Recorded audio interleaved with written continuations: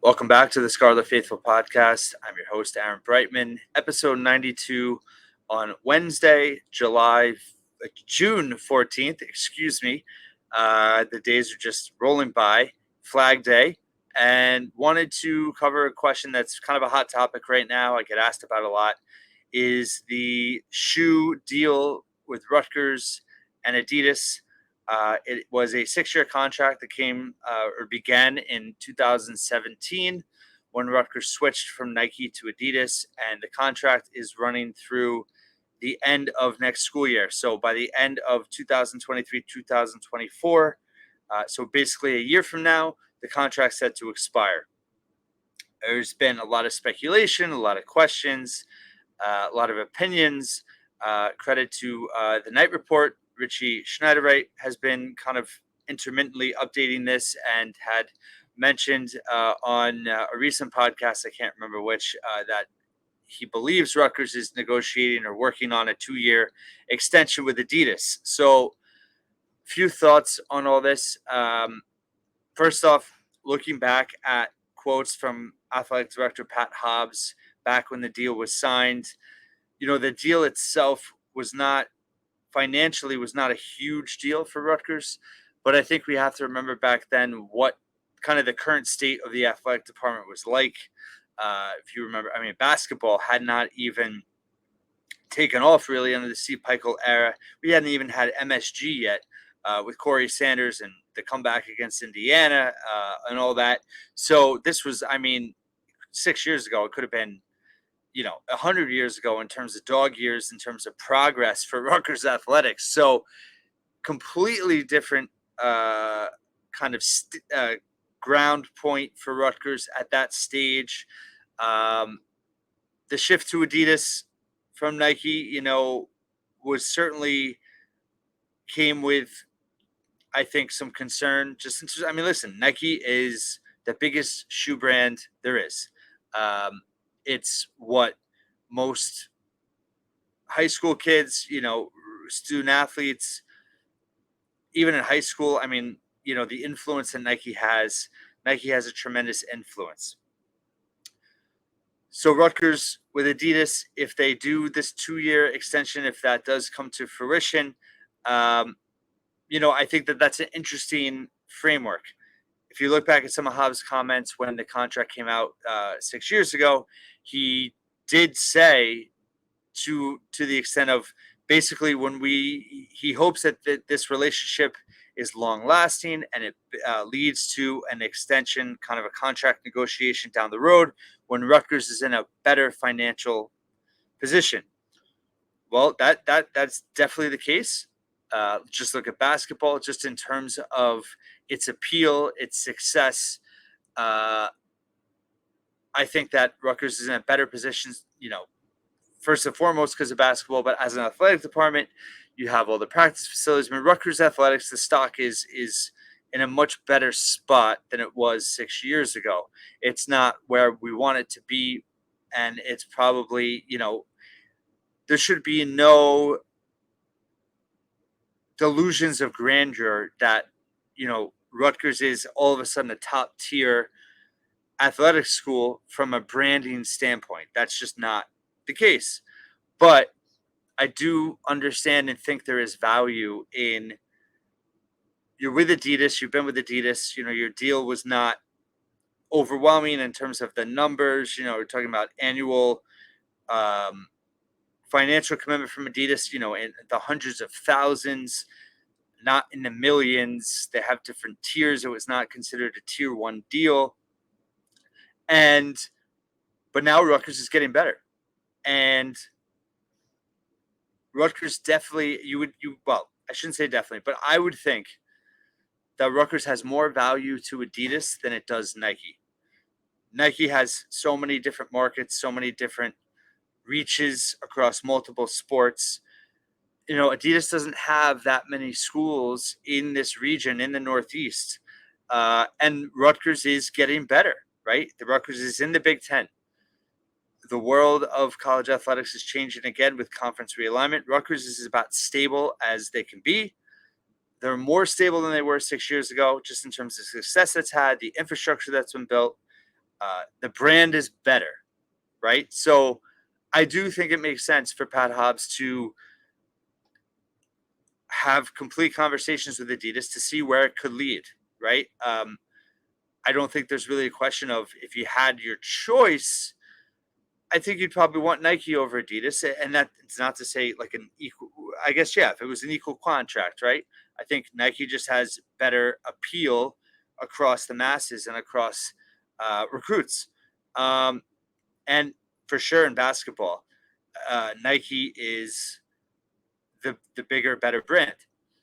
That being said, Pat Hobbs should absolutely listen to everything that Adidas has to come back with on the negotiating table in terms of if it's a 2-year extension, if is that leverage for Pat Hobbs to then have more time to see where Rutgers is in 2 years, or really, I mean, the extension would be if it's 2 years, that would go, assuming it's based on the current deal, it would go through 2026, right? So it really buys him 3 years to figure things out. I know everyone, including Hobbs, hopes that Rutgers athletics is in an even different tier as a whole, and with certain sports, specifically football and basketball, in 3 years from now or 2 years from now, when the negotiations will start again. So I don't think it's a bad idea at all. And you would have to think that Rutgers having more leverage, that they would get better terms on this 2-year deal, and perhaps it would impact the last year of the current deal. Who knows? I do think that Rutgers solidifying itself in the Big Ten, solidifying itself in this region, I think can only benefit their standing with Adidas. So it's going to be interesting to see what happens. It sounds like, some type of uh, deal could be struck relatively soon. I know some people really hoped it would be Nike.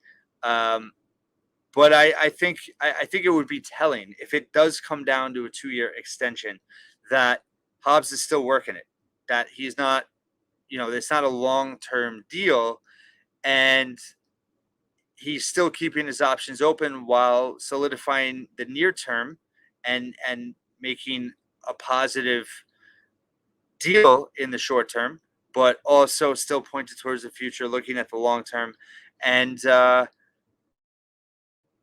perhaps he comes into the fold 2-3 years down the road, especially if Rutgers is even more successful. You know, if basketball makes a serious run here soon, who knows if it's if they can make a Final Four in the next 2-3 years, that would be a huge selling point to Nike. I'm not saying it's going to happen. Anything's possible, right? I mean, we look back, we're kicking ourselves about the Houston loss from 2021 that could have potentially been a Final Four run for Rutgers, the way the bracket opened up. So you never know with these things. I do think, from a basketball perspective, I mean, the Nike EYBL circuit, is certainly the premier circuit. Interesting to note that Ace Bailey's team is moving to the Adidas circuit. Bryce Dortch's AAU affiliation is with the Adidas circuit. Somerville is Nike. Potentially Dylan Harper is Nike. So how much does that come down to it? Hard to say. But I think from a branding standpoint of basketball, you would always prefer Nike. Now, if Adidas can come up with a really good offer deal for Rutgers that works for everybody, then yes, I see it making sense and I understand that. And I do like the idea of extending it without a long-term commitment to give the athletic department more time, A, to have more success, but also B, kind of better evaluate the situation. I mean, they've had a lot going on and the market changes, so maybe in 2 years, the market is more beneficial for Rutgers when it comes to the negotiating table. You'd have to imagine Adidas has to improve the terms going into an extension, and then that potentially opens up for an even better deal down the road. So will be very interesting to track. I know fans have always had a gripe about merchandise in terms of what's available. It'll be interesting to see if that's part of the extension. It's true. I mean, it is very hard. I find it hard sometimes to find things that are available through the Adidas, and Rutgers partnership that even look good. I was looking at hats last night because I can never have enough hats. And, maybe it is part of because the deal is coming to later stages, but I mean, there's very few Rutgers hats available in the official, Rutgers store with Adidas right now. So I don't know if that's part of it or not. I think they've had some really cool things. I think that you know, the uniforms as a whole for Rutgers have been pretty good. I like them. I think they do a really good job with the alternate uniforms for all sports. And I love the jersey logo, the state insignia. On uniforms, I really like the alternative jerseys. I mean, the throwbacks with basketball have been really cool. Football, uh, the blackout jerseys, they're pretty good. They've even worn some all red. So I think that it's gone relatively well. I think back in 2017, just going back to that, Rutgers had really no leverage. So to get a deal from Adidas, they probably took whatever, the best deal they could get. Nike obviously wasn't prioritizing or probably caring much about Rutgers at the time. So I think it made sense to move. And as any good negotiator, as any good leader, you have to look at all the aspects of the long term. And I think it sounds like to me, and I'm going to ask Pat Hobbs when we have him back on the podcast later this summer, that it sounds like to me that he's exhausting that option and those alternatives with Adidas to see where it could go before opening up with other options. And who knows, maybe Nike has expressed very little interest. We don't know. You would think they've expressed more interest than before. But we'll see. So we're coming on, it's almost July 4th. This is the kind of news that we're going to have. I would imagine it's going to come out, this summer at some point. And I thought they made a good point on the Night Report podcast just about in terms of logistics, changing uniforms for the fall season at this point. Who knows? Maybe there's another deal and with Nike and we don't know about it and all the uniforms are ordered, but that seems unlikely at this point. And in this day and age, I mean, the way the internet is now, nothing can be kept under wraps too long. I mean, just with anything, it just can't be kept under wraps too long. The longer once you make a decision, if you don't announce, and this goes for anything, this goes for recruiting, this goes for scheduling, this goes for, the conferences making decisions on suspensions or injury news. I mean, nothing is kept under wraps anymore. So I think the reporting that's been done on this is probably accurate. I think there's no reason to believe it's not. And it's looking like Adidas is going to get some kind of short-term extension.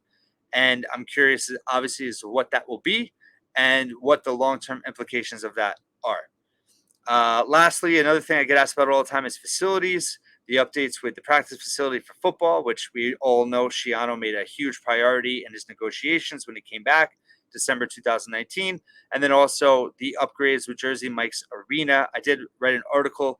Bobby Darin of 24/7 Sports had some quotes from Pat Hobbs from an interview this week that I posted on the scarletfaithful.com that were interesting, just talking about how the master plan is going to be released this fall, that the practice facility for football is still a major priority, even in an NIL era. And Hobbs even kind of admitted that, recruits are more focused on NIL now, but amenities are still important too. And, football is behind. And Rutgers is kind of best in class in so many facilities now with the Rodkin Center, with the APC, for, basketball, wrestling, gymnastics at the APC, and then both soccer and lacrosse programs at the Rodkin.